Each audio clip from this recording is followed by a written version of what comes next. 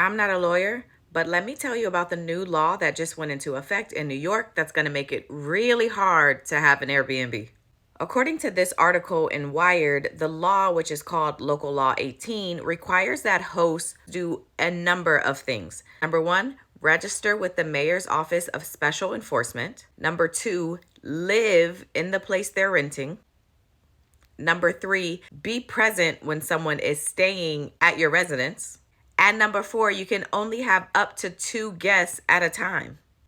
Now, the law actually took effect earlier this year, but what was just started on September 5th is the process to make sure that these short-term rental platforms like Airbnb, VRBO, and Booking.com are actually using and verifying that people have registered with the mayor's office prior to them processing their transactions.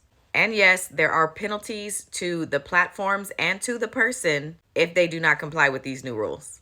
Airbnb tried to sue the city of New York back in June over this law, but the judge of the case said that the process is a very simple way to ensure people are operating legally when they have an Airbnb.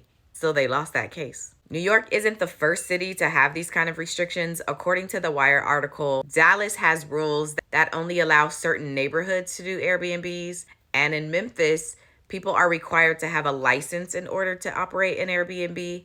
And in San Francisco, people can only rent their house for up to 90 days a year on Airbnb. But even with all of those restrictions, Airbnb says that the New York restrictions are the most extreme and oppressive and are basically banning Airbnbs all over the city. So what y'all think? Are y'all happy or mad that it's getting harder to have an Airbnb?